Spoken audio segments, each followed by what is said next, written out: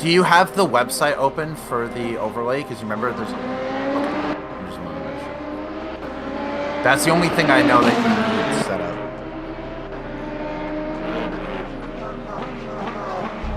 I haven't either. Is there anything in the properties that says that you have like to switch the link every time you go to a new server? You want to check that?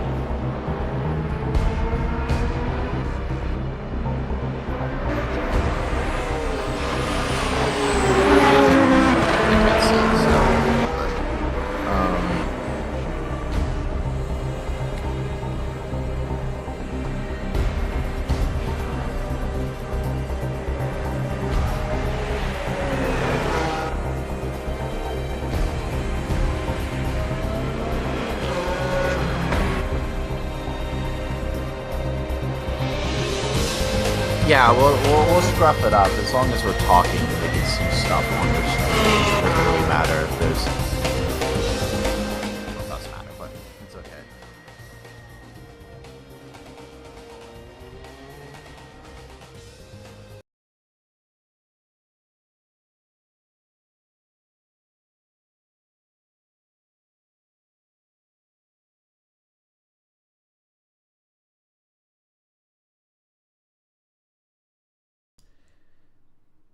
We're live now. Wait, so they can hear me? Yeah, you can all hear us. Wait.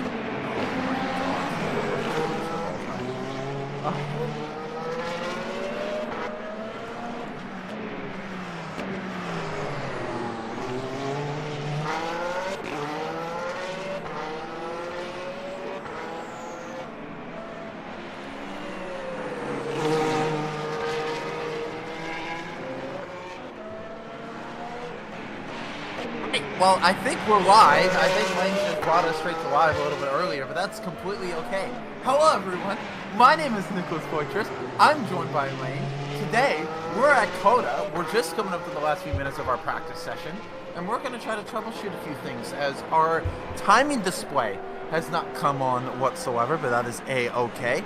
Lane, we've got a lot of racing here as the practice session just come up, and now I can see all the leaderboard stuff. So that's all being shown up on the screen very roughly. It shows like the whole thing. Yeah, it does. Do not put that on the screen. Get that off the screen. Is it off the screen? Yeah, get it off the screen.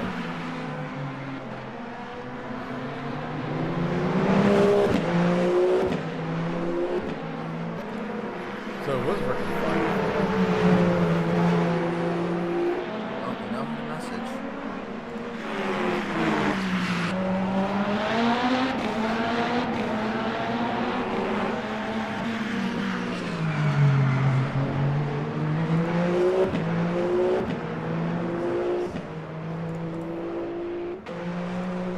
Waiting a little bit to hopefully find an issue for our score bug, but at the moment I'll be able to give you guys a little bit of updates on times. It's looking like a 1 minute 53, maybe around the 1 minute 50s, the low 50s. This is the time to beat as Philippe Smoka last time out was on pole. Again, top of the time sheet, so 153.5. Jamie Mungate in the BMW down 8 tenths. 8.5 tenths to be specific. A full second down, so that's the top 3 there. A Toyota and 2 BMWs ran out our top 3. So we'll be going into qualifying within the next 45 seconds.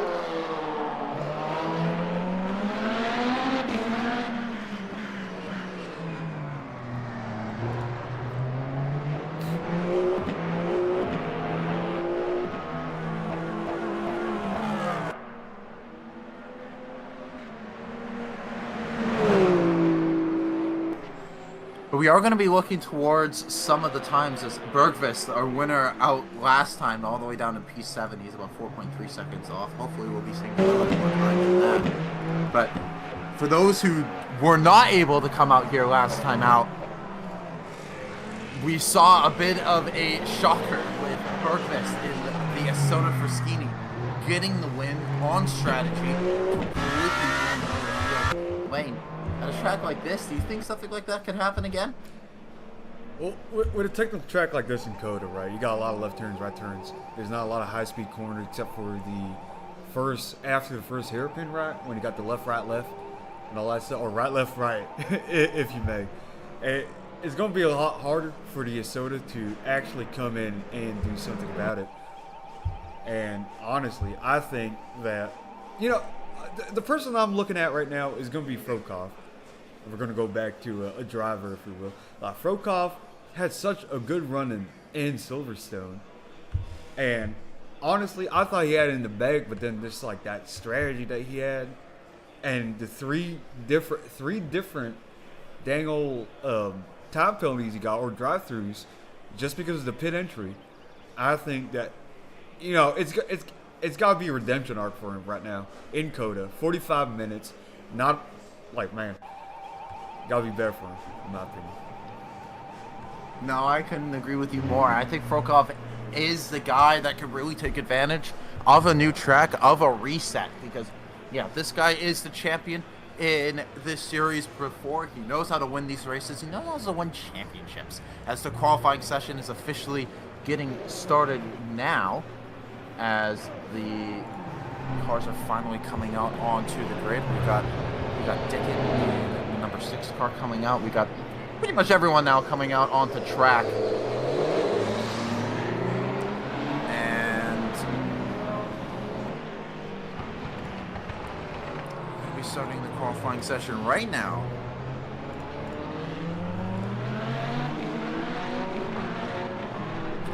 Now, what driver do we want to go on right now? Do we look at Frokov and see what he does, or do we want to look at maybe Smolka? Well, let's check out where Smolka's. I will be the one that's going to have to relay the times for qualifying.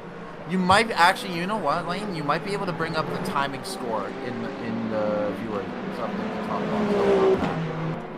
In the top box. Yeah, it should be in the very top box on the set, of course. It shows like statics, MFD, timing track matter. You might be able to do something there, but if not, that is A-okay.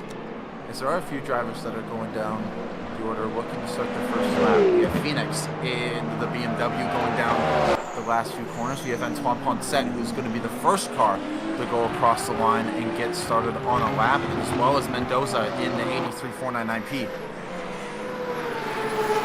Sunset with a full tank of fuel right there.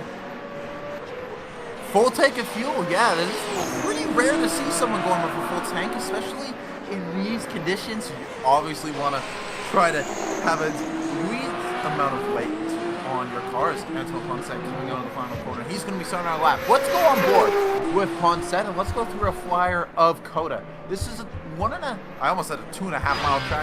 It's around a 2-minute lap up into turn 1, very reminiscent to last source, but just the other way now. Down through the curve, we're going to go through this fast left, right section.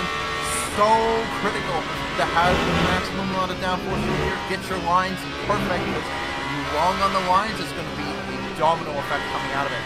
Now, through the long right-hander that fucks into the left-hander here. Got to make sure you hit the apex there. Just not able to do so just yet as he's coming through the last few left-rights. Now we're going down. A little bit of the downhill to the second heavy braking zone on the track as we go down the back straight. Front set. All clean so far on the timing sheets. We said a 31.2 in the first sector. He is 1/1000th of a second faster than Mendoza through the first sector. And he's got the timing sheets so far to himself as we go down the back straight into the third heavy braking zone of the track. All the way down to the get off as far as he can to the right. Get into that apex here on the left, all the way down to 70 kilometers an hour from near 200 miles an hour. Yes, we're switching between miles an hour and kilometers an hour. Who cares? But I don't. But now we're going through easily the most fun and technical section of the track. All the way through here, going to be very careful with the car balance. Make sure you're not over-rotating at all. As Poncet delivers a very good middle sector. He's up 3/10 on Mendoza. He's down to 10th on his teammate Phoenix in the 12 cars now. Through the fast right-hander, all the way on the limit. You got to flip the car over to the left, and now for the last corner on the track, a little bit of camber here through the corner. Make sure you don't over-rotate it. Fast as you can on the throttle, and this is going to be the first lap of the session. It's going to be a 154.5, so pretty good benchmark. We got a lot of time to bring it down on us. Now Frokov, as Mendoza goes for 156, and then Phoenix is a 154.7. So Ponset still the benchmark time for everyone to beat. As Phoenix 2 minutes down on everyone. As now let's go on board with Frokov. He's going to be coming around the back part of the lap. He's a little bit down on time. He's actually, sorry, he's by far the fastest in the middle sector. He's purple in the middle sector by a good margin. We set a 42.972. The fastest anyone else has done is a 43.1 in the Cadillac. As Mungate now goes up to the top of the timing sheet, so 154.346. But here comes Frokov out of the final corner. This could be pole position. It's just missing out by 7/100ths of a second. That's 154.419 compared to a 154.346. So it looks like it's going to be a BMW show here, Lane. It looks like these cars are so far the fastest out on track. Harrison sitting at 154.895, and Caruso and Peugeot setting a 155.094.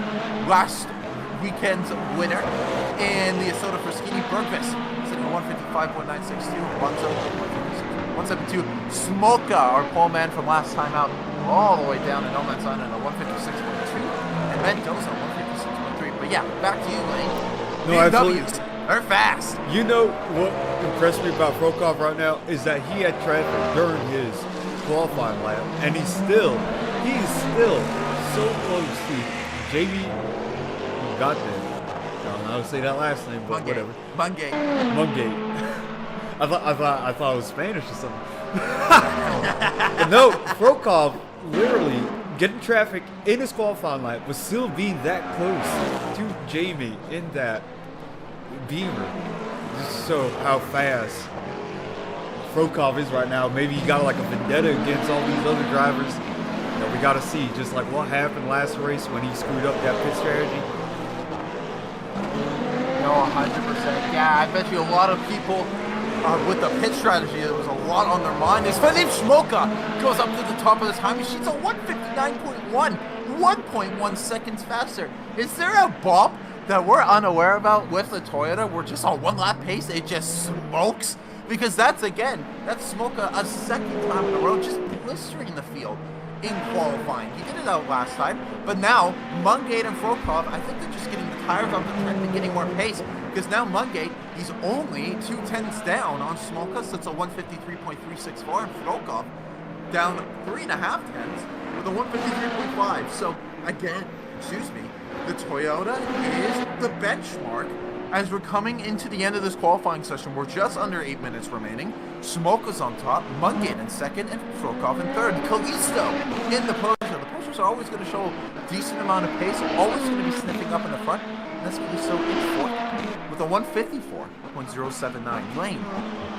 I want to talk about Smolka. What do you think Smolka has to do to take this qualifying session and do something in the race? Because like we said, this is now 2 races in a row. First Le Mans, now Silverstone, and could possibly be this, where he's had a great qualifying session, but just can't do anything in the races.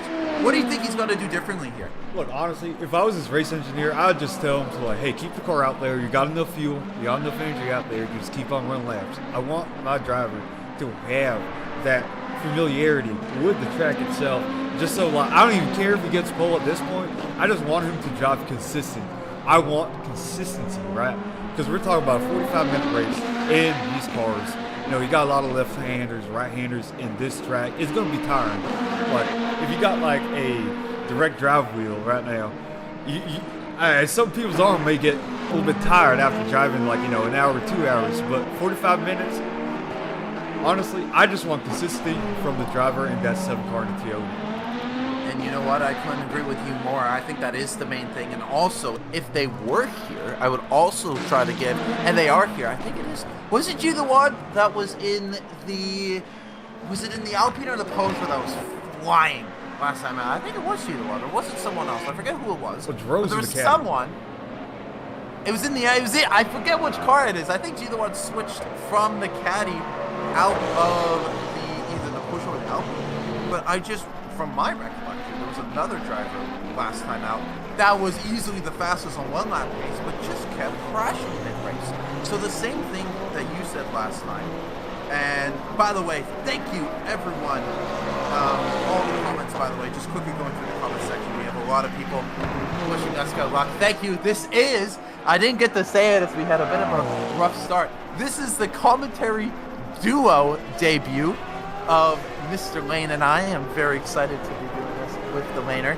We are very good friends from a different racing league. We've been racing with each other for about 3 years, and I've been commentating for a while. Lane has always been on my butt saying, hey, I want to do some commentating, I want to do that. And so we did a little bit of testing, did some trying out of stuff, and we found out that Lane has the talent for this, and boy, he can really talk about these racing cars. And so I brought him on, and he has been an absolute treat to be on here. Everyone's been talking about how great he is, and I couldn't agree with them more. So thank you everyone here for joining on this session. We really appreciate all the love and support as we're now coming up to the last 5 minutes of this session. And I'm going through the Silverstone race because I do want to see who that driver was that kept on trying to go.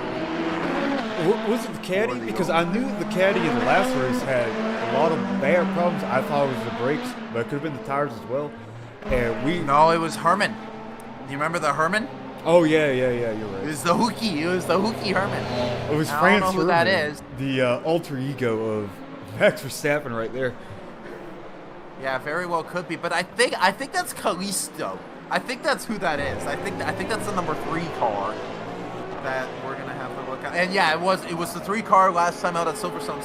So not just for Smoka, but it's Kalisto, who was in the Hans Hermann car last time, but not anymore. It's these 2 drivers that we really need to focus on just doing consistent, clean laps, because yeah, you're right. There's just some drivers that just can't around here. Same with Silverstone, same with Le Mans. So if we could see some consistency out of these guys, they could probably get some really, really good finishing positions. Again, let's just go quickly through this timing sheets as we have 16 cars out on track. Someone's been disqualified though. Dickin, car number 6, the only Porsche out on track, the only one disqualified. Doesn't that ring a bell, Mr. Lane? I think it does. I think it's like don't give me memories like that. Yeah. I won't get you memories like that, but it's okay. But let's quickly go through the timing sheets. We have just under 3.5 minutes remaining. Philippe Smoka, a 1:53.169 is going to be the time to beat. Second place is Jamie Mungate, just under 2 tenths down. Bufrokov in third, 3.5 tenths down. Ponset, 4 tenths down. So it's really, really close between the top 4, as there's only 3 tenths covering second through 4th. As Smoka's now coming out of the final corner. This could be a pretty good lap if it's all things considered. And it is, but it's just unable to beat his personal best. He's just 2/100ths of a second down on his personal best, setting a 153.190. His best is a 153.169, so just a little bit more time to flying out of there. But clearly, he is the fastest car out on track when it comes to 1-lap pace. As we go down the order, we have Phoenix, who's just set a personal lap. Another car into the 153s. We have 6 cars within a second of each other. We haven't seen that in a qualifying session, I think, ever. In these cars, we haven't seen them that close in a very, very long time. We'll see 2, maybe 3, maybe 4 cars, but 6 cars within 8 tenths of each other. That's unprecedented. As Kalisto sets a new personal best, it is 8 tenths of a second between P6 and P1. I am so excited for this race. Yeah, it looks a lot closer up in the front end, right? Like when we see in Silverstone, we literally saw a domination from Smoker up in the front with that Toyota. Maybe it's the Bob, maybe it's something right there. But right now, what I'm seeing is absolutely, as what you said, top 6 separated by a second. You know, a lot of people. It's really good stuff. Absolutely. But what we saw as well in the midfield for Silverstone, we had a lot of drivers in the midfield. Like we were talking about Frokov, we were talking about Giroux, Bergqvist, and all those drivers, right? We were talking about how they were close in the midfield as well. Maybe it just shifted up a little bit to the top, because what I'm seeing in the midfield right now with Alonso, Harrison, Giroux, and Bergqvist, like, there's nothing that they can do right now, sadly. But I still hope that they can have a good race, because we're seeing the gap between the 7, 8, and 9. No, I couldn't agree with you more, as I just want Lane, just check commentary VC. There might be a troubleshooting way for the score bug. Jonah just messaged you, so just look at that. But while that's happening, I do want to look at Frolkov, who is coming down the last bit of track. But although I'm talking about Frolkov, we are looking at a very good friend here. So, oh, I thought that was Kyle Welling in the blue Cadillac. It is not. It is Harrison in the Cadillac, who is the top Cadillac so far out on track right now. He's 1.7 seconds off, but not a worries. And as Frolkov is sitting at 153.513, he gets he's still in third, but again, just not a lot of time in there. Again, we got 20 seconds remaining in this qualifying session, and it looks like Smolka's in the pits and Mungate are in the pits, so those two are done. They're pretty confident with their times. They don't think they can beat it. Frolkov, however, he thinks he might be able to. Ponset also thinks he can find a little bit of improvement. So those are the two cars we're going to look at, the 20 and the 36. So as Frolkov is going down the back straight, he's absolutely flying right now through his sectors in the 30.008. He's just a little bit down on Mungate, though, through the first sector, 2/10 down to be exact. This is now going down the back straight, powering that BMW. That's a great BMW livery. I've been wanting to say it all along, but that shell-based livery is... it's a banger. Looks really, really good. I'm really excited for it, as we are still looking for that time from Frolkov coming into the braking zone. He's still looking pretty solid. That sector 2 time is going to come up. It's a 42.9, so he's about a 10th down on Smolka in the second sector, but he is a 10th up on him in the first, so this could be really, really close for that pole position. He could be very well going for that front row, as he is 1% on the energy. I think he's just going to have enough. It's at 0.1 laps remaining on energy. He's at 0.4%. He's got nothing left in the tank as he's going to come across the final laps. Hopefully he doesn't lose any power here on the up end. As he's out of power, he's completely out. Will he have any bit of acceleration out of the final line? Short corner here. And he gets pole! He gets pole! Oh my goodness, I was not expecting that at all. That's Frolkov getting pole. He had 0.0% coming out of the final corner. I thought he was out of fuel. I thought he was done. But no, he just got that little bit out of the gas tank and put it on pole. 4/100ths of a second in front of Smolka. 2/10 in front of his teammate in Mungate. And that is the Danish man. We said he needed a time like that. Gets him on pole. Also just coast to the line. He's I'm not doing this anymore. I'm giving up. I ain't doing this anymore. But it's fine, because he's on the second row of the grid. He's going to be starting in P4. Phoenix in P5 in the BMW, the third BMW. We got 3 BMWs in the top 5. It's looking like a BMW track for sure. As Caliso in P6. So we got 7 cars within a second of each other. As Harrison got within the second mark in the 101 car. We have Alonso in 8th. We have Gidewan in 9th. We have Bergqvist in 10th in the Isotta. Hopefully we'll see a little bit more pace during the race from our previous race winner. We have Mendoza in the 83 car in 11th. Perez in 12th. Kyle Welling in 13th. Suthavong in 14th. JD Lucia in 15th. And Dickin in 16th. Now we're going to be going on to the race. We have a brief intermission of 1:14. Let's get our racing predictions underway. Lane, who do you think is gonna win? Let's just make our race winning predictions. You go, I go. Let's just get the curses out of the way. All right, go ahead. So I think I'll put my winning bet on Smoker last race, and I'm gonna let it ride. I think I'm gonna let it ride when it comes to Smoker. I think Smoker's gonna. I mean, unfortunately, we saw a real bad start in Silverstone, so hopefully he get that, that naggle out of the way when it comes to all that stuff. But I mean, oh man, do you want to get? It's real hard. I think Smoker's up there, but look at Mungate. I think that he may be one of the dark horses in there, like we saw with Frolkov in the beginning parts of the Silverstone race. Now we also got to talk about the other drivers. Another dark horse that qualified, sadly 10th, was Jonas Bergqvist. Yeah, I agree with you on that one. I think the Isotta Fraschini just not showing the pace around here compared to Silverstone. I guess the Isotta just doesn't like all of the curves and flat or all the elevation and stuff compared to a very flat Silverstone. So that's something to look at. But as the formation lap is getting underway, my number one question for you, though, Wayne, is will Smoka get his act together? Because I think this is the third time he's been on the front 2 rows.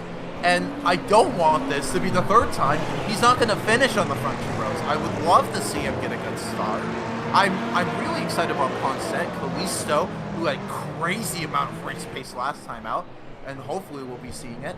But honestly, I think I got to give it to Frokov. He's been the man all year long in the LMGT3s, and I think he's finally found the pace to become the man in the hypercar class. I'll take it away from here, Lane, as we're coming up to the last corner of this start. We got a 45-minute sprint ahead of ourselves. Out of a lot of chaotic racing. 7 cars within a second of each other in qualifying. That means the race pace is going to be good. We got Frokov on the front row. We got Smoka on the right. We got Mungate and Ponset behind. Who's going to be the one to lead us into turn 1? As we're going to be starting the 45 minutes of COTA as the green flag has gone, and it's all clean so far. It's a great start from Frokov as he gets up in front, and Smoka gets a good jump, but I think a few of the BMWs have gone on the way, and that's Ponset making his way up in the P2 and maybe up in the P1 as he's trying to go up the inside of Frokov, unable to do so. So that's Frokov leading, that's Ponset in second, that's Smoka staying in the top 3 wide behind between Phoenix, Munkin, and Smoka as they're trying to go clean so far, and that's Phoenix trying to get it up. All clean so far from the front runners since there's a bit of contact between Callisto and Mungate. They're able to keep each other well. Alonso making up a few places. Harrison moving down a place at the start. Bergqvist moving up 1 place as well, moving up in the P9. Gerard down in the P10th. Mendoza in 11th. Kyle Welling moving up in the 12th. And Dickin, Perez, JD Lucia, the last 2 Lamborghinis, 14th and 15th, with Yusuf Long in 16th. All clean from the drivers so far. Yeah, no, absolutely. That was a heck of a start by Frokov. Just got the jump on all the other drivers. You know, it's all about the starts when it comes to that. We have Smoka, another, sadly, I have to say, another bad start from Frokov, from Smoka, if you will. With Frokov just capitalizing on his pole position on that rubbered line going to turn 1. And I'm going to have to take it from here as here comes Ponset trying to go around the outside, trying to go the long way around the outside. He went a little bit offline, but I think he just might be able to get it. But will Frokov let him do it, though? He's not going to hold off on the outside line. It goes around the outside. I think Ponset knew he went just a little bit off track during that overtake, and he's like, you know what? I'll give it to you. It's lap 1. We got 45 minutes of racing to go, and we're not done nearly yet. I got to say, though, for Smoka, I can't really blame him because it wasn't the fact that Smoka got a bad start.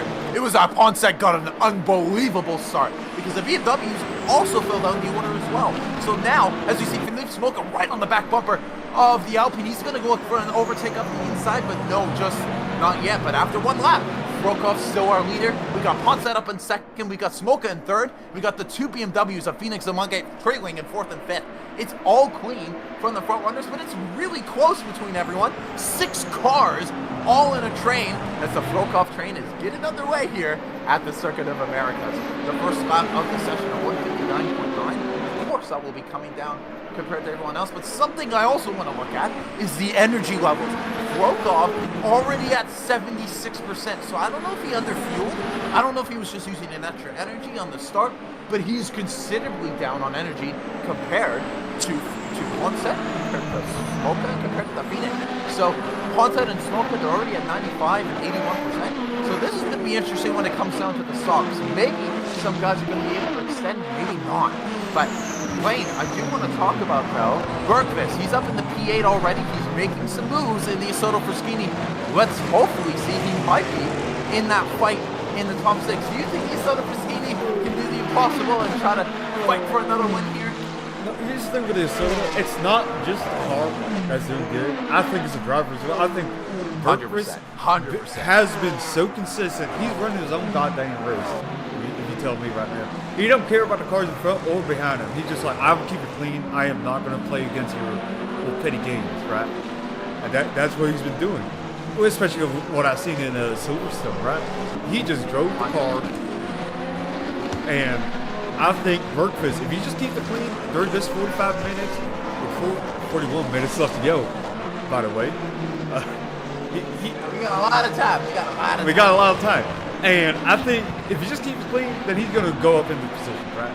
I think he should get a top 10 or a top 5 finish. 100%. As we're about to start our second lap here, the gaps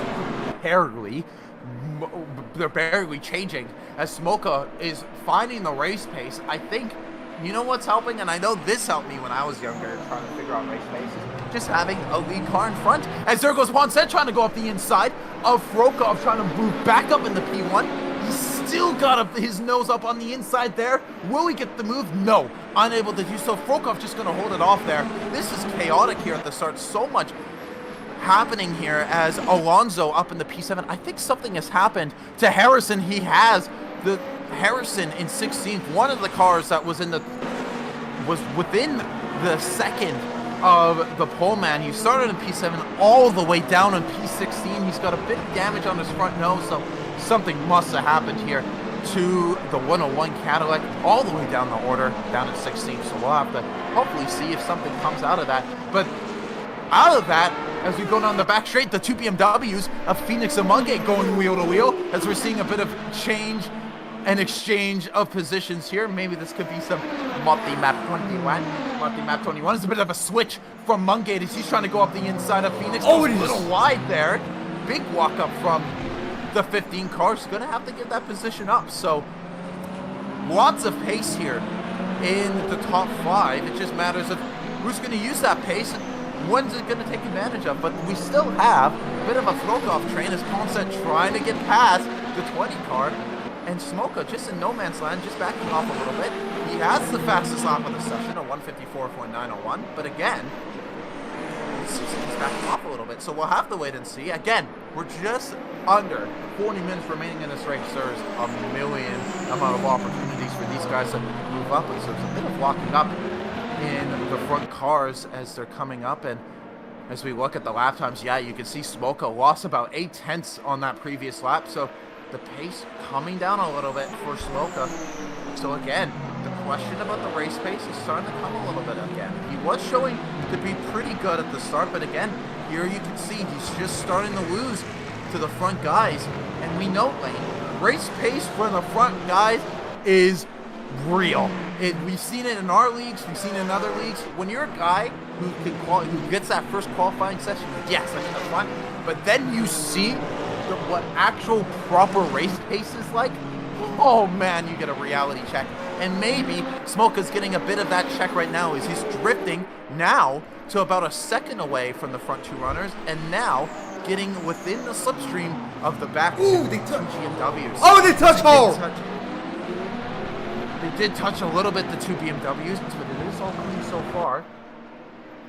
As they are going down the back straight, it's a lot of chaos here from the front runners as they're looking to try and move up, as Ponset was able to get the job on the Frokov. I completely missed that during there as it goes up the inside. Frokov getting a little bit wide as now they're trying to move it up. I was about to say, where are the cars? As there was a bit of a static shot. I wasn't ready for that. I was like, well, what in the 5 nets that Freddy's security cam is going on here? But the main thing that's happening is that Smoka, right on the back now, as Frokov loses out the Ponset, so we finally have that change of lead as Ponset makes it up in the first, Frokov down in the second. This is a great battle though, as Frokov, he's not done whatsoever, and I know these three guys here are just like tigers in a hunt. They want that meat.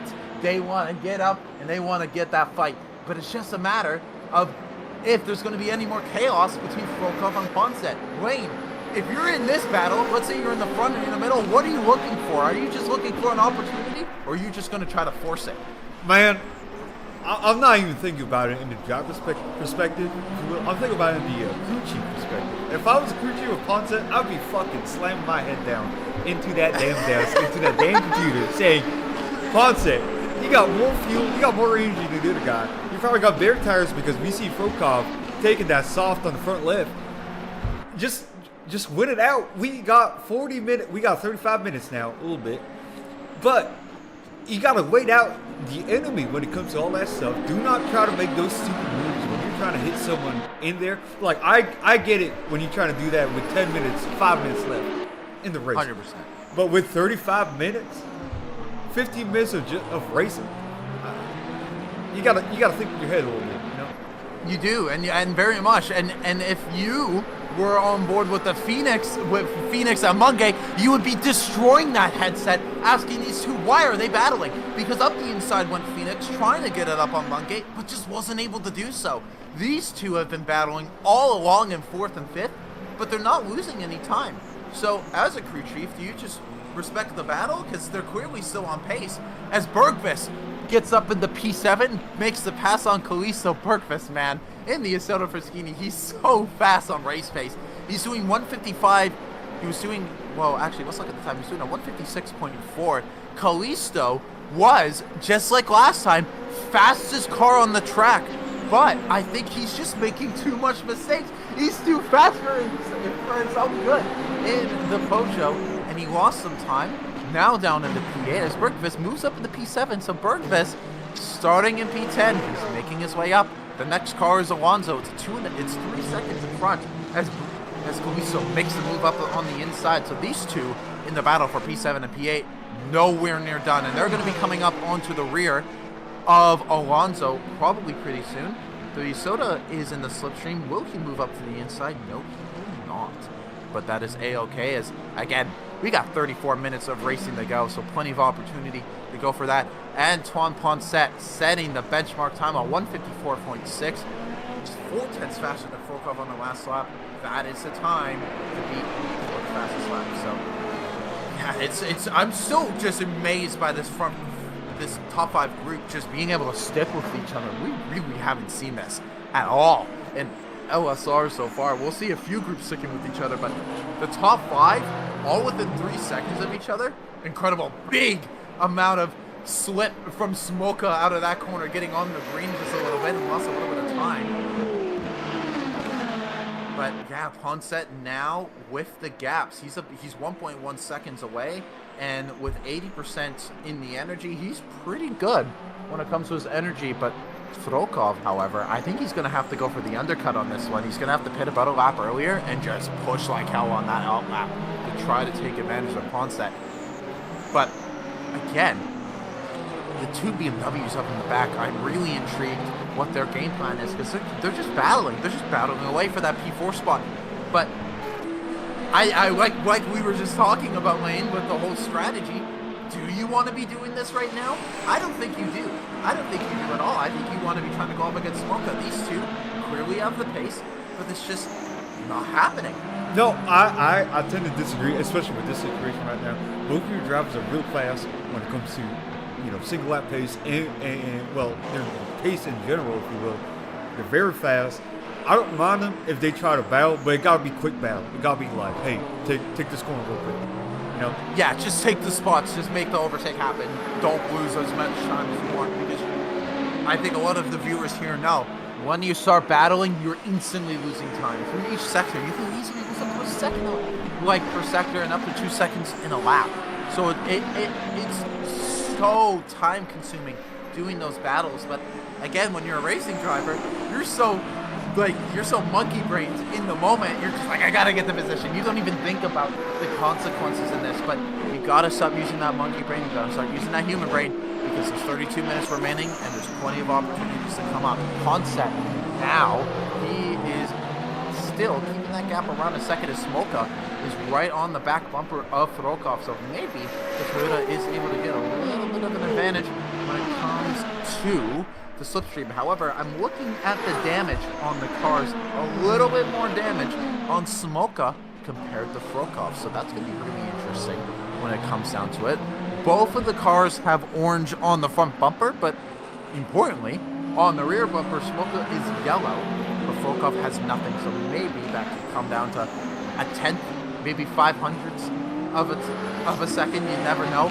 But when it comes down to it on the pace, you can see Smoka about a tenth of a second slower than Frokov at 154.773 last time out.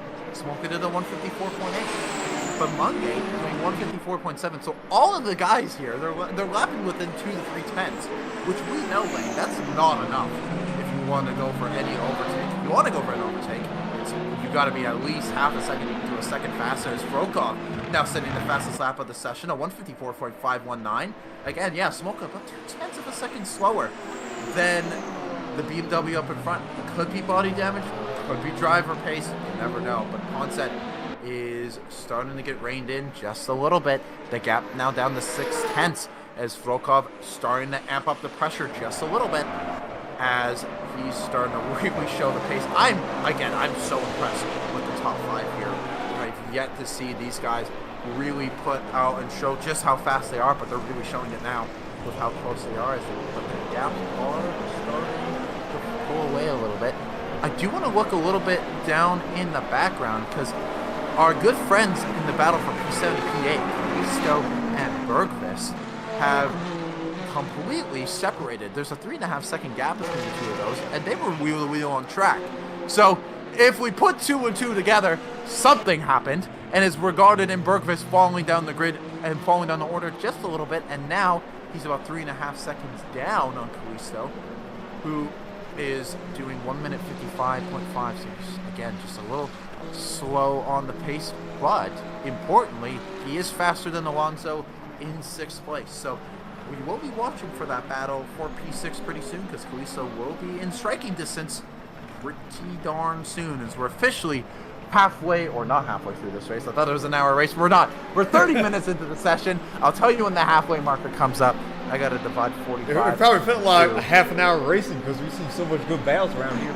Right. I couldn't agree with you more on that one. But yeah, no, around 22.5 minutes will be the official halfway point of the race. And I'll make sure to bring that out for you guys.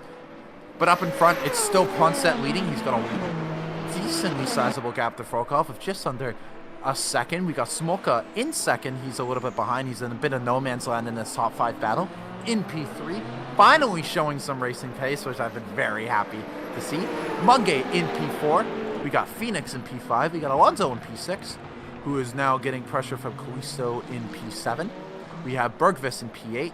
We have Gilawad in the 311 Cadillac in P9. We got Dickin in P10. We got Kyle Welling, who's right on the back bumper of the Porsche. There could be a battle here for the final point spot here in P10. We have Perez in 12th. Suthavong, who was doing okay last time out, and I think that was pretty much coming down to just sticking out of trouble, but looking at the damage on the Valkyrie, the same trouble that he avoided last time out has found them here at Coda. They're down in 13th. Harrison in no man's land in 14th. We have Mendonça, who's out and DNF'd in the pits as well with JD Lucia. So we'll have to ask it in the VCs, in the chats, which I will do right now, as to what on earth happened to those guys. But they're completely out of it. But Kalisto in the slipstream, coming into the heavy braking zone down the back straight, still a little bit more time to be found from the Peugeot driver trying to get up into that P6 battle. Again, though, Wayne, we talked about, a big snap there. Big tank slapper. A big tank slapper. So now I want to talk about it because I'm starting to see that I think this Kalisto person, he's got the pace. Maybe he doesn't have the patience to get it done. If you're a driver, if you're a team principal or manager and you're seeing a driver, he clearly has the pace. But you usually see him, he's spinning and making mistakes. How would you get a driver to not make those mistakes and just try to get the consistency out of him? What would you tell him?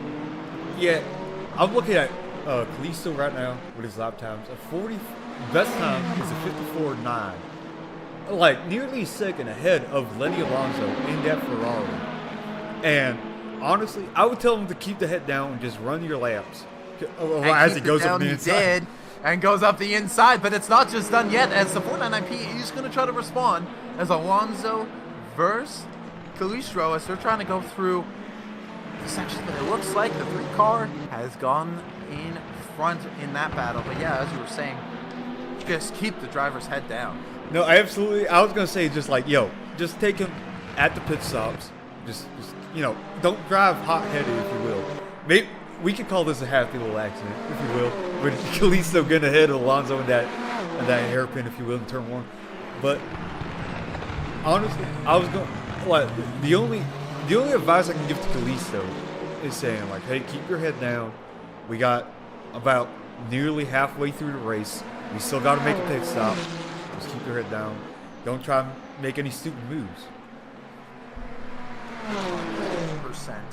And And yeah, most importantly, and that goes for the top 3 guys. And I think Smoka has been learning that lesson actively, as he's still in that 3rd position. He lost 1 place at the spot, but that's okay. I have no problem with that, because he's in the podium spots, and that's all I asked from him, was to just stay there, and stay there he has. So very good job from Smoka.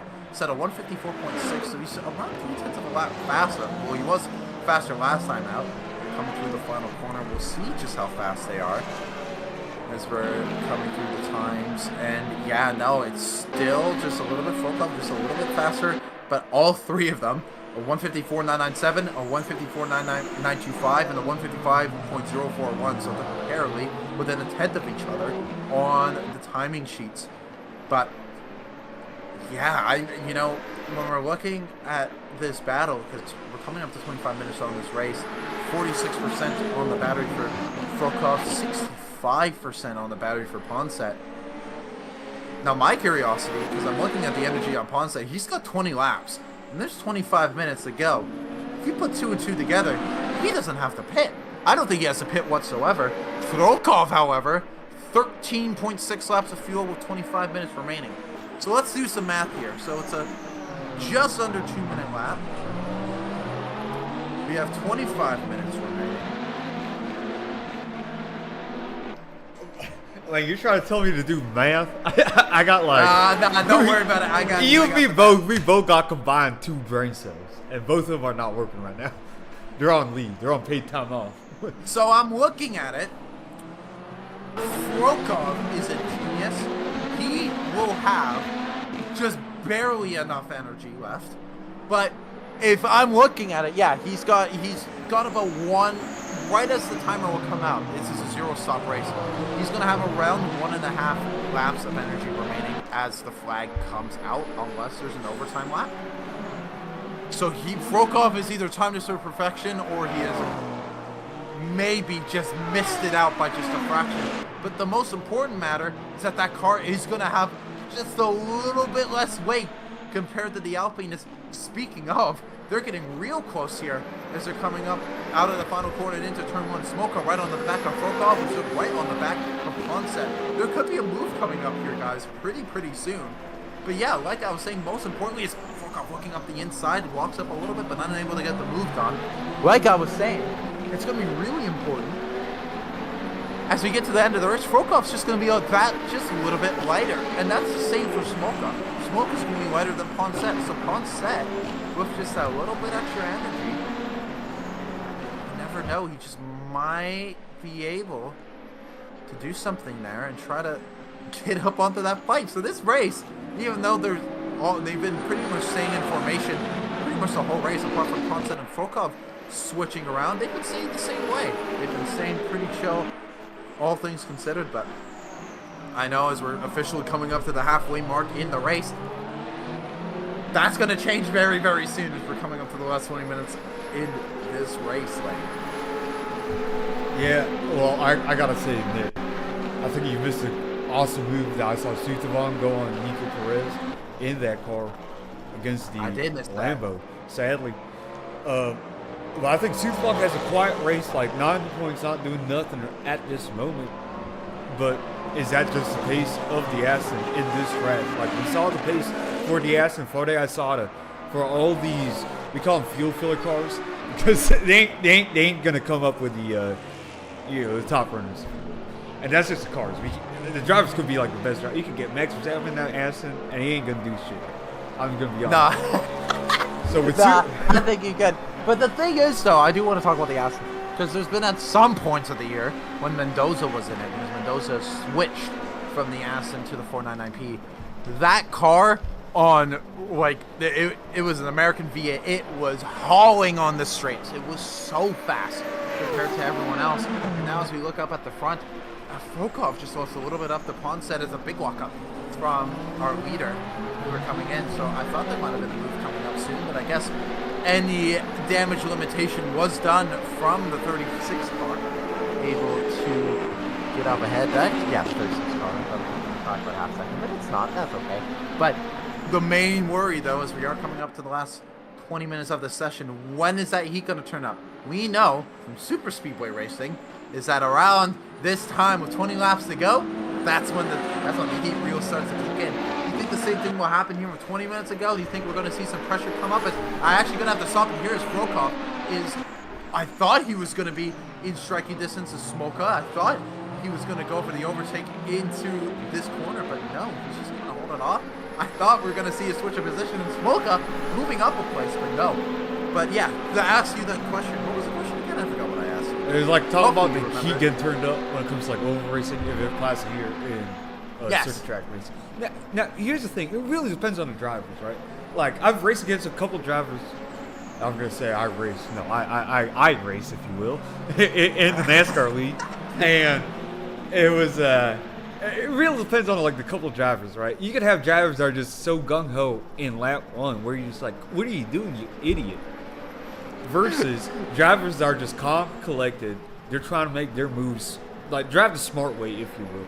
Which, you know, like if you were team principal or if you were that crew chief position, you love those drivers because you want a driver that can actually think while still race. You know, it's real hard when it comes to like, especially if you're behind that wheel and you have the same mental capacity to think about all these.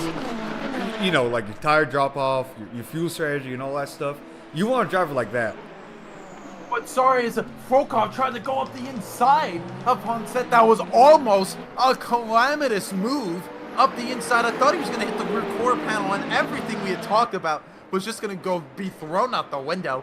But wow, Frokov just at the last moment leaving the car out there. That was a very audacious move to surprise not just Ponset, but also me in the broadcast booth. I was so ready to just cut you off, Wayne, as that was happening, because, yeah, you can really see that it's starting to heat up now. I think Mudgate and Phoenix, they're starting to get a little bit closer, and I think this could very well turn into a 5-car battle for the lead, as Smoka looking up the inside into the hairpin. That Toyota gets such a good run out of the end of that S-curve, so it's right onto the back. But the thing is, though, is he can't just get the advantage out of there. He's got to get the advantage here, down the back straight, because this is one of the only overtaking opportunities you're going to see here. But again, I think the BMW just has a little bit more on the top end. But Smoka, I think just a little bit better brakes and a little bit better corner speed. So we'll have to see as Mungate now getting all over the rear quarter panel of Smoka. So that's what happens now when you're in a fight, when you're in this close of a battle like this.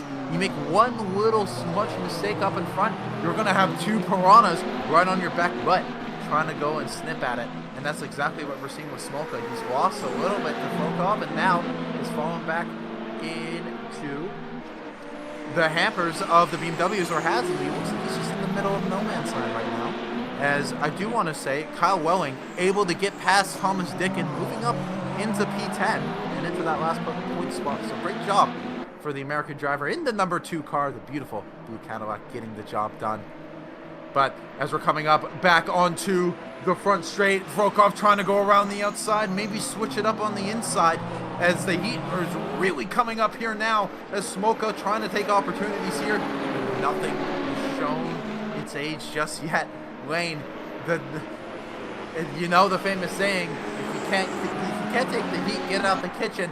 But the thing is, when you're in a scenario like this, there's no escape from the kitchen. You're in it. So Smoka, he's in the cut chair right now a little bit, trying to take advantage of the two in front, but also watching the two in the back as they're going to go down the back straight. I'm so sorry, chat, to have to hear that. I have to make that joke at least once. As now, Mungate looking to try to go up on the inside of Smoka again. There's such good opportunity up the inside, but I don't think there's going to be an opportunity, or will it, as Mungate surprises Smoka and surprises as he does. So that's Mungate now moving up into the podium slot, and Smoka going to have to concede. As I thought you were going to say something, but that's all good. Phoenix looking to take advantage on the Toyota. It's going to be 2 BMWs making the overtake, and that's Smoka losing it out on the BMWs, and now BMW 234. Let's see if they can go after the Alpine and maybe make it 1, 2, 3. Yeah, no, actually, if we're going back to if you can't take the heat, get out of the kitchen, Mark, you might think that applied to Smoka right there. Well, we just saw him lose position. We saw him lose 2 places in a span of 3 corners, basically.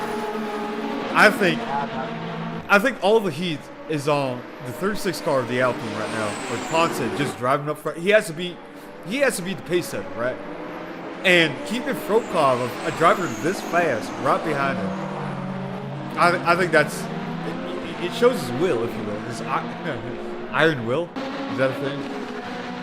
No, I think it is. It's all good. But the main thing, though, is whether Smoka can do some offense and get back up. Because, like I said, all he's been doing this race is losing positions. He started second, made it down to third. He's been staying in third for most of the race.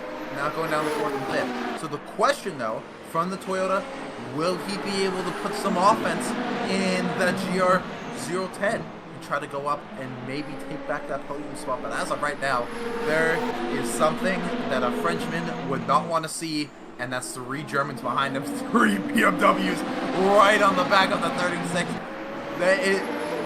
The French defense military must have got a budget increase, because clearly that's what's happening right now up in front. Is he's just holding off from Frokov, from Mugget, from Phoenix.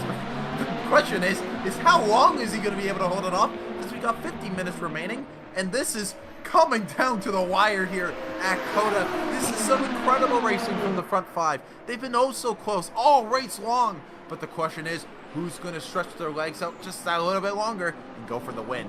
As we see Mungate trying to get on the back bumper of Frokov. This could be a run from Mungate here. Mungate's been pretty quiet, just standing behind the leaders. We've seen Mungate get an insane amount of pace. He's been so fast all year long. Want to see him try to go fight, but and there's a bit of a contact there as we see Frokov. Oh my goodness, the pod has exploded. It's all come to flames, and that's Frokov and Phoenix coming together, and that's Frokov down in the 4th, Phoenix down in the 6th, and Mungate up in the 2nd. So that has completely thrown this all over the way. I was not expecting that at all, and into one of the best overtaking opportunities. Frokov gets shafted and moves down into P4. That's Smoka up in the P3. So without having to do anything, Smoka did exactly what I said he needed to do and moved back up 2 positions. So up in the P3 goes Smoka, down in the P4 goes Frokov, and now this is a bit of a battle now because Ponce has the gap. It's a 1.6 second gap. We'll see if Mungate will have some pace after that battle, because we have 13 minutes remaining. There's still plenty of opportunity to get up on the back bumper of the 36 car, but the same goes for Smoka. Can he get on the back bumper of the 15 car? Wow, this is opened right up for everyone here at Coda. Oh man, if I was Ponce in that car, I'd be praising Jesus right there. I'm a believer now. Because I saw one of the person that hounded me right behind me for the whole race, for the whole full 30 minutes, if you will, nearly 30 minutes of this race, just hounded me in the backseat, just literally a second right behind me, and he gets taken out, or he gets in an accident. I'm a believer now when it comes to Jesus Christ and his, all his miracles. You just might have to convert after this, but the main question though is, what's it going to leave for the rest of the race? We have just under 13 minutes remaining. Can Mungate bring up the gap? It's a 1.5 second gap right now, and we'll see after this lap has concluded. We'll see what the timings are, and will he be gaining? Because I don't think he's not gaining on this lap at all. He's going to really have to turn it up in these next few laps. But Mungate will be down on energy compared to Ponce, so he might have the weight advantage as Smoka staying within that gap. But I also want to see Mungate, he's slowing down. What has happened here? Mungate is going to be slowing down. I think this is a penalty. He was told to let Frokov by, and he's going to do so. So that's Mungate going down the order, giving the position back. And now that's Smoka, who started P2, and it looks like he might be finishing P2. Or he could be trying to go after the car, as he's not all the way gone from Smoka, as he's around 1.5 seconds now. I think this is 100% Ponce's race to lose. He's got a 3-second gap up in front.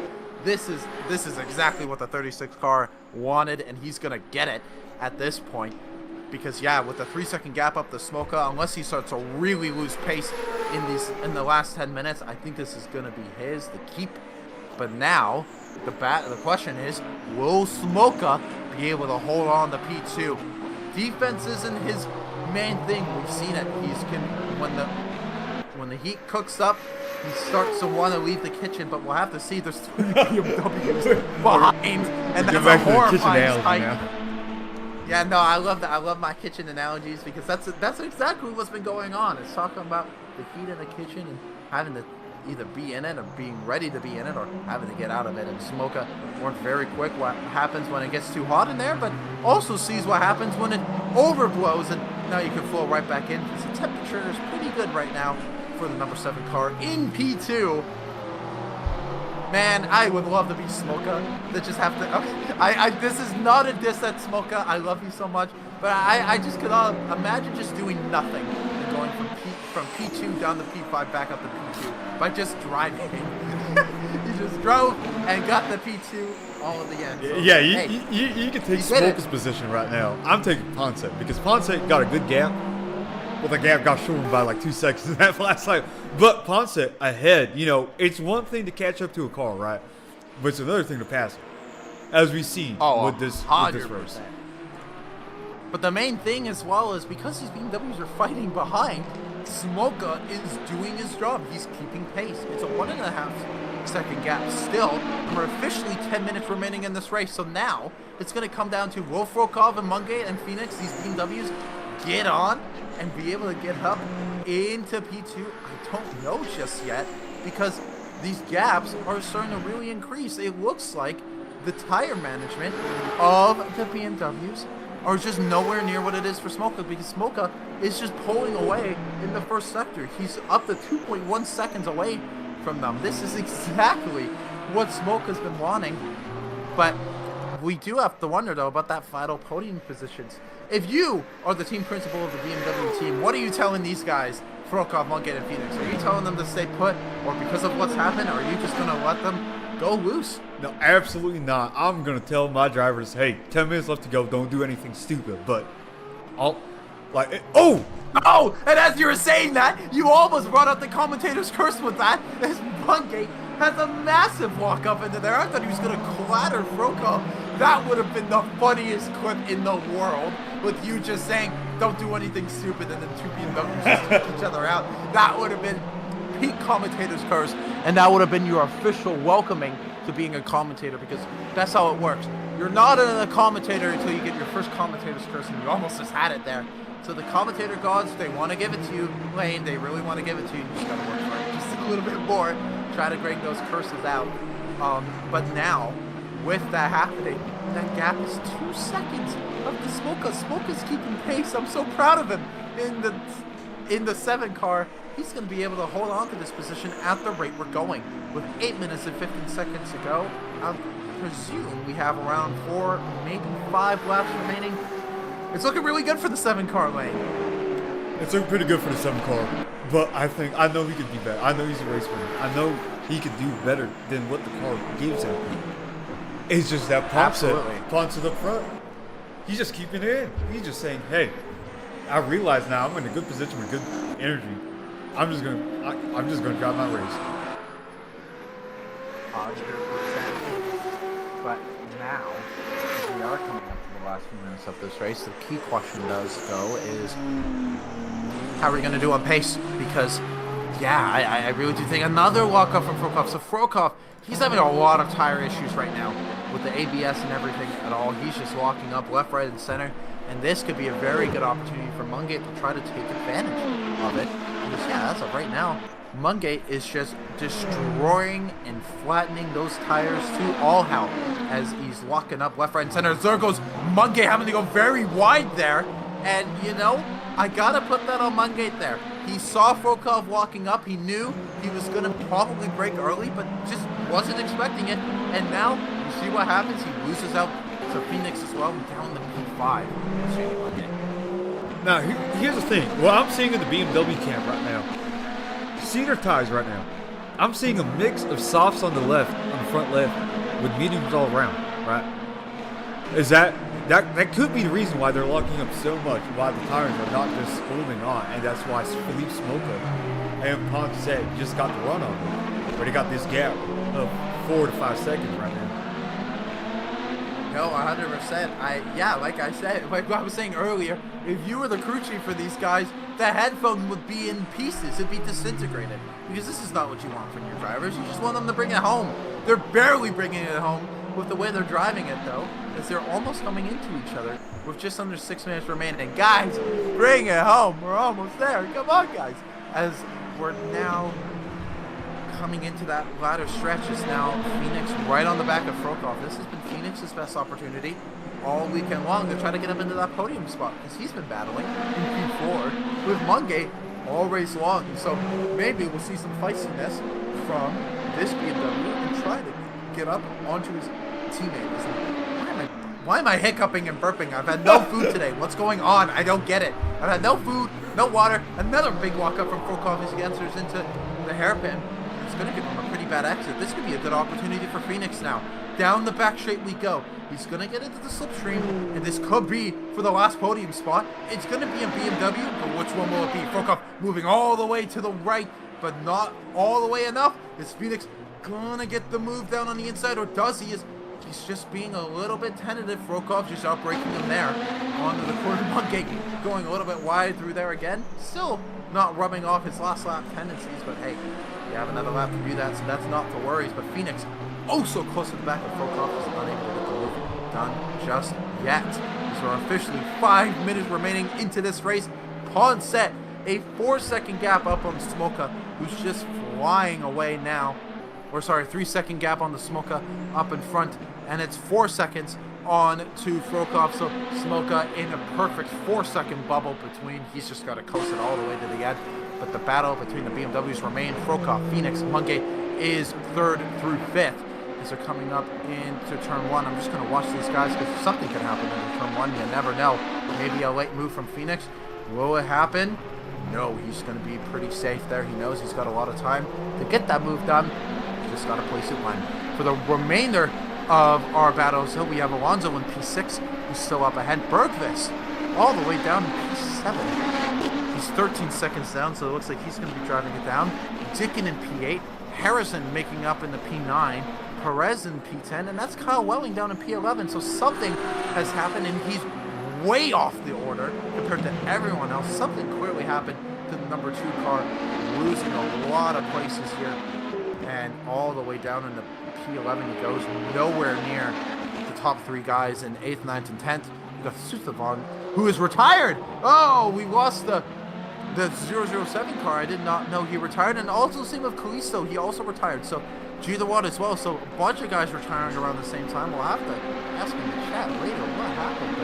But if guys are all retiring on the same lap, it looks like there must have been some knuckles bashing. We got beat up the trackside camera. I think that's his fault. Oh, yeah. We'll have to bring it up and see what happens after the race. But as of right now, we still have a battle on our hand for the final podium spot with just under 3 minutes remaining. Frokov ahead of Phoenix, ahead of Mungay. Wow. It's been really close between these guys. The BMW is just so equal on pace all weekend long. And I am now just curious about who's going to be the one that's going to take it up on top. My bet's still on Frokov, because we said we had Frokov being the race winner. That's not happening anymore. But if there's one driver of this group that I would bet on being able to hold a position like this, it would be Frokov. However, we do know the delicacy of his tires, so it might not matter how good of a driver he is. The tires just might not give him what he needs as we're coming up to 2.5 minutes remaining on this race, entering into turn 1. No opportunity there for Phoenix just yet. But that's the question, though. When is that opportunity going to show up? He's just got to wait for a big walk-up. He's got to force it from Phoenix. But, yeah, the matter is, when is that going to happen? Because we're coming up to 2 minutes remaining, and there's just so much... there's the opportunity that we were talking about is becoming less and less and less. Is Phoenix going really wide through that section, losing a little bit of time to Frokov up in front and putting him right in striking distance of Phoenix. Of Mungay. As Mungay going to try to follow him all the way onto the inside line. Will he go for an overtake into here? I don't think he will. If he's a smart man, he won't. Frokov walking up in front, going really wide here. I think he just lost a good amount of time. You don't want to go wide through these hairpins. I think a lot of people have this idea that you can go wide and get that lunge. But when you're going so slow through those corners, that's not the case at all. And you can see what happens when you go wide. Mudgate went wide to try to get the exit and lost a considerable amount of pace. That he was right on the back bumper of Phoenix, and now he's nowhere near. Lane, is that true what I'm talking about? Do you agree? If you don't want to try to do a slow and fast out on those slow hairpins, because as you can see with Mudgate, it just doesn't help at all. You know, it's real hard when it comes to like all that slow and fast, all the theories. If you talk about all these racing driving theories, like you're not gonna know what the track's gonna be like, because like you're gonna talk about the outside line or the inside line or whatever. It could be dusty. You know, maybe we had a rain shower yesterday or whatever, and it could just like mix and change all the different lines. I mean, you still have the preferred racing line, right? But it's really hard. It's hard to portray like how fast the track's gonna be if you're not driving in it, right? So if I'm not in that 100%. car right now, if I'm not in that BMW 3 car, I'm sorry, the 20 car, if you will, I'm not gonna understand which is faster, which is not, which line's gonna work, which line's not gonna work, right? Because it's all about feel at this point, especially with, well, basically 10 seconds to go. It's all gonna be feel. It is going to be feel. And now the question is, because let's go on board with Ponset. He's almost coming up and lapping these guys. Or at least I thought he was for a moment. No, he's not. He's pretty far ahead as of right now.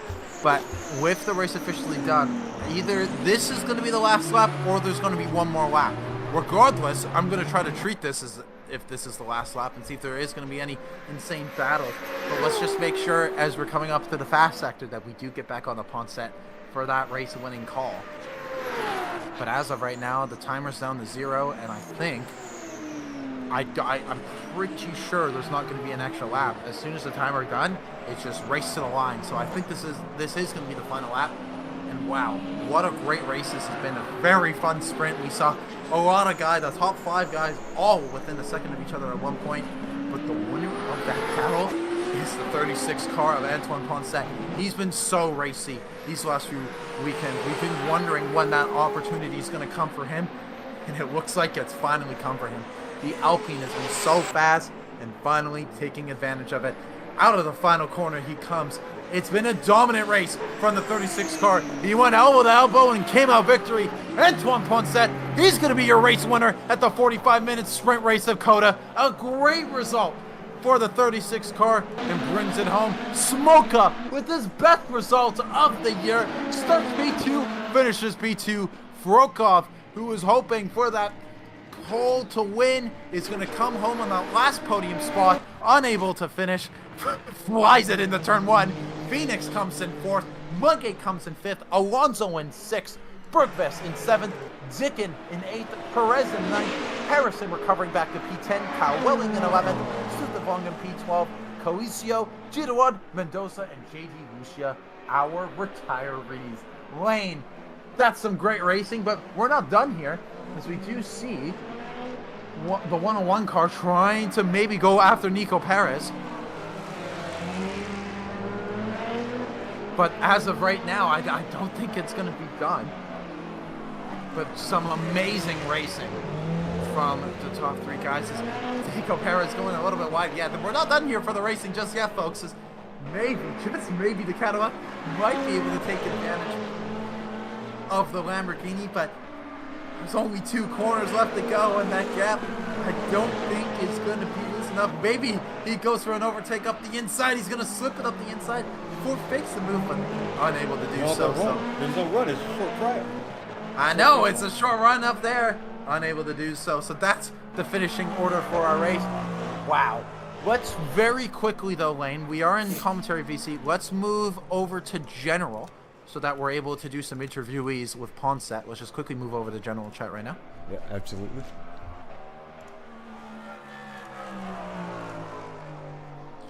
Perfect. Hopefully we'll be trying to get Ponset for the race interview. But if we're unable to get Ponset in, then let's just, before we go on the Ponset, let's just do a quick race review. Wow, that was a lot of fun. That was a lot of chaos. And the Alpine coming home in P1. Wayne, let's hear your thoughts on that. Yeah, Ponce just ran a real good race. I was surprised because we both of us we didn't think that Ponce was going to be up there because we saw Ponce driving with, you know, fuel in qualifying for some reason. I didn't get that. Maybe that's just our commentary or like our commentary score bug being bugged. But Which is all good. it's all good. But no, I didn't see Ponce doing it, making this race his own. Like he got that overtake over Frokov and he just kept it. Now, Hey, look who's in the call. We got a race winner, Antoine Ponce. Antoine, wow, what a race. I want to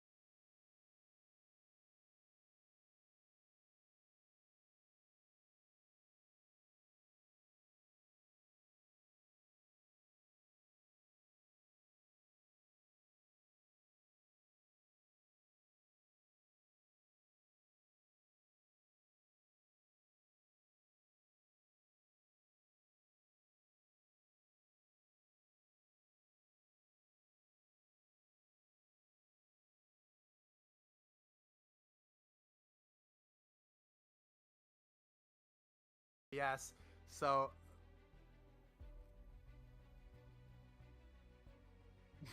we're not gonna do it again. It's okay. It's okay. Lane, this is Lane's first time. Wait, can you hear everything now, Lane? Okay. I again, everyone for the chat. This is Lane's first. We had at a last moment cancellation for our producer, so Lane had to produce and step in. So we really appreciate you guys and your patience. I know we were having an interview with Antoine. Hopefully, Antoine is able to be heard now, but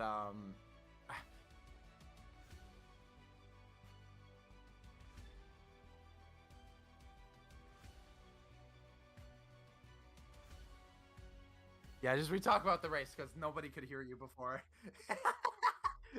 Yeah, we screwed up. I don't think I think his English is maxed out for today, and I think that's understandable. So that's our race winner, Antoine Yes. Ponce. Oh, Thank there you. it is. Yes. Yeah, Bye. you're now there. I very much appreciate it. That's our race winner for today. And on to the next race at Fuji. It's going to be a big one. Can't wait to go for there. Thank you so much, Antoine. Bye. Thank you.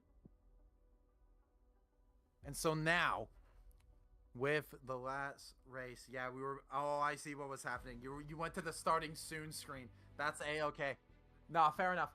And hey, we'll set that up. We're still trying to learn everything and do everything the best way that we can, but we really, really appreciate it from everyone. And we'll be back here pretty damn soon for another race. Let me go look at the attendance because I always try to look for the grid and I always try to look for the next race and I always keep losing it. Where is it? Where is it? Where's our calendar? Here's our calendar. After the 45-minute hypercar at Coda, next weekend we got the 60 minutes of Fuji. So next weekend, January 17th, on Saturday, same time as before, we're going to Fuji. We got some great racing. So we will see you guys next weekend at Fuji. My name is Nicholas Fortress. I'm joined, of course, alongside Lane. And we will see you guys next weekend.